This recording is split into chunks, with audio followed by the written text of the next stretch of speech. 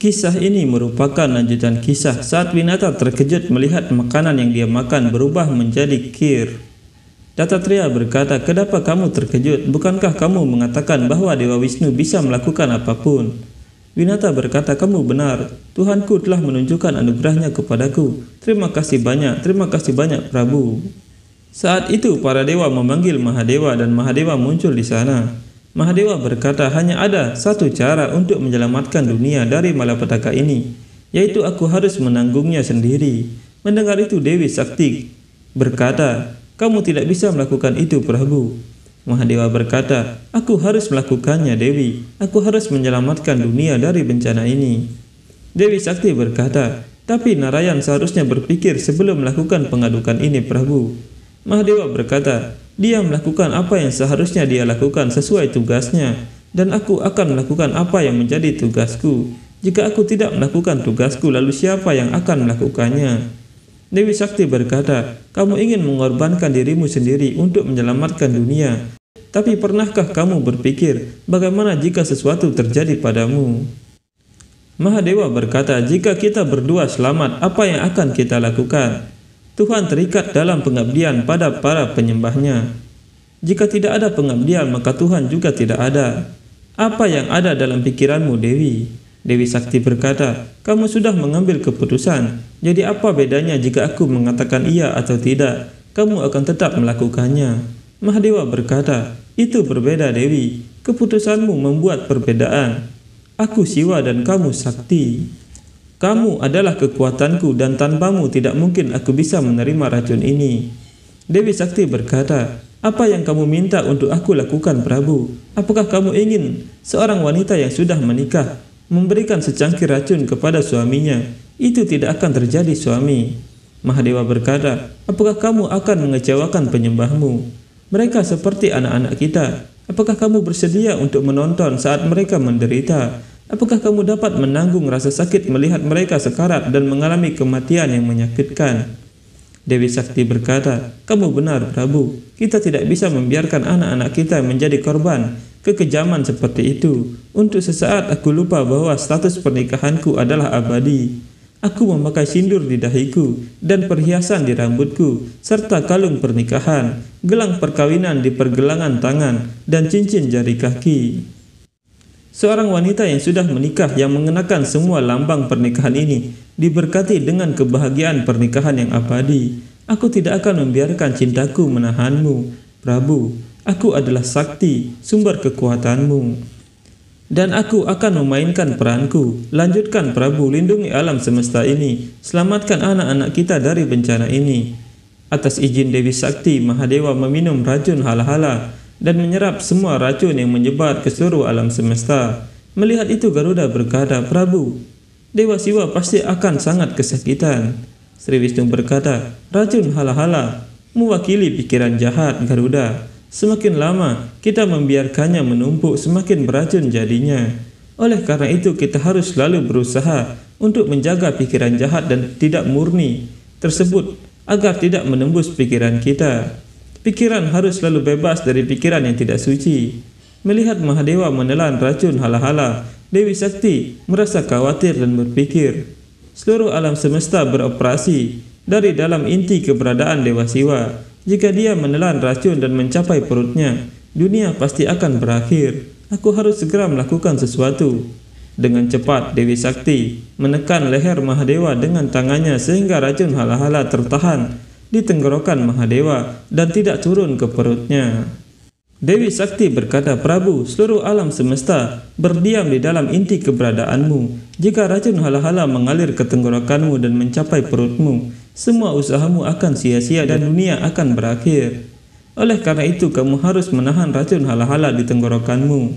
Racun hala-hala akhirnya terdiam di tenggorokan Mahadewa dan menyebabkan leher Mahadewa berwarna biru. Melihat itu Sri Wisnu berkata, "Untuk menyelamatkan dunia dari kehancuran, kamu harus menyimpan racun di tenggorokanmu.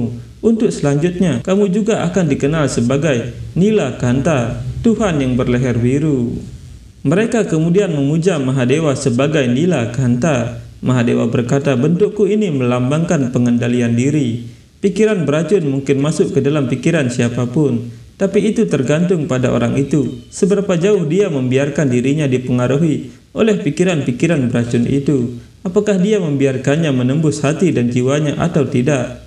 Ini berarti siapapun yang memuja bentukku ini akan selalu bisa mengendalikan pikiran yang negatif, tidak murni, tidak suci dan beracun, sehingga dapat menjalani kehidupan yang bahagia, damai dan puas.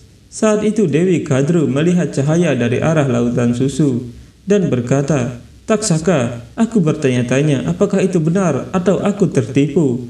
Tapi aku merasa bahwa dengan anugerah Dewa Siwa, bencana yang mengerikan telah dihindari. Taksaka berkata, kamu baru saja mendapat penglihatan tentang Dewa Siwa dan saudara Wasuki. Itu normal bagimu untuk memiliki perasaan seperti itu, Ibu. Kadru berkata, mungkin saja. Tapi Taksaka, aku juga tahu bahwa saat lautan diaduk, Dewa Wisnu akan berada di sisi mereka. Namun aku bertanya-tanya mengapa aku merasa khawatir tentang Wasuki. Aku hanya berharap dia selamat. Garuda menemui Sri Wisnu dan berkata, Prabu, racun hala-hala telah membuat teror di hati kami. Kegembiraan mengaduk lautan telah berubah menjadi ketakutan tentang bencana apalagi yang bisa muncul dari lautan. Sri Wisnu berkata, terkadang ketakutan bisa menjadi hal yang baik, Garuda. Setidaknya dalam hati kita tahu apa yang kita inginkan, dan pikiran kita tahu bahwa untuk memenuhi keinginan itu kita harus menghadapi segala macam kesulitan. Ini semakin mendorong kita untuk melakukan upaya yang lebih mendalam menuju tujuan kita. Resi Narada melihat ketakutan di wajah para dewa dan iblis, sehingga mereka belum memulai pengadukan lagi. Resi Narada berkata, para dewa dan iblis, mundur karena takut tidak akan membawa kita ke tujuan kita. Ayo mulai mengaduk lagi. Mereka kemudian mulai mengaduk lagi dan Garuda berkata, Prabu, kata-katamu telah terbukti benar. Lihat, untuk pertama kalinya, semua dewa dan iblis hanya terfokus untuk pengadukan lautan. Sesanaga berkata, ya Prabu, para dewa juga tidak mengolok-olok iblis karena menarik dari arah kepala Wasuki, dan iblis juga tidak lagi membenci keadaan mereka. Kedua belah pihak telah melampaui perbedaan mereka dan mengaduk lautan dengan sekuat tenaga. Garuda berkata, Prabu, aku berpikir Dewi Laksmi akan muncul selanjutnya.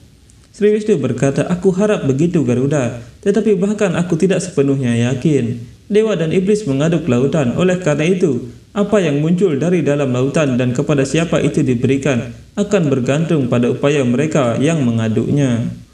Membuat prediksi apapun dalam hal ini tidak mungkin. Tanpa ketidakpastian, hidup akan sangat membosankan. Pikirkan tentang itu. Jika segala sesuatu dalam hidup kita berjalan sesuai harapan kita, atau bertentangan dengan itu, maka seperti apa hidup ini? Sesanaga berkata, sangat monoton dan membosankan. Sri Wisnu berkata, tapi Garuda tidak setuju dengan itu. Dilema, jangan dipendam Garuda, jangan ragu untuk mengungkapkan apa yang ada di pikiranmu. Garuda berkata, Prabu, ketika tidak ada kehidupan berjalan seperti yang diharapkan, tapi semuanya berlawanan dengan harapan kita, wajar saja kita merasa kecewa. Sesanaga berkata, apa maksudmu Garuda? Garuda berkata, contohnya ibuku kakak. Setelah penantian yang panjang dan menyiksa, putra sulungnya lahir tetapi dalam keadaan tidak utuh. Setelah itu, dia ingin memfokuskan semua perhatiannya untuk membesarkanku, tapi begitu aku lahir, dia telah menjadi budak dan aku juga diperbudak. Sri Wisnu berkata, setelah malam yang gelap, terbitnya matahari telah ditentukan sebelumnya Garuda. Demikian pula kegembiraan ditakdirkan untuk mengikuti setiap fase penderitaan. Beginilah cara Dewa Brahma yang agung menciptakan alam semesta. Entah saat baik maupun saat buruk tetap sama selamanya. Mereka terus berubah seperti musim. Waktunya telah tiba ketika dia harus melihat sekilas masa depannya. Sri Wisnu kemudian memperlihatkan masa depan kepada Garuda.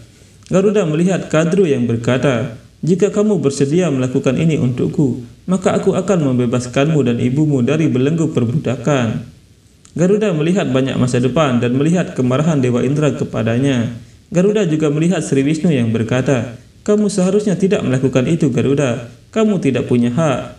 Vinata berkata, putraku dan aku bebas, kami bukan budak lagi. Garuda membuka matanya dan berkata, Tidak mengetahui apa yang terjadi di masa depan dan hanya melakukan tugasmu, itu akan mengarah pada pemikiran yang sadar. Pengetahuan tentang masa depan hanya menambah kekhawatiran.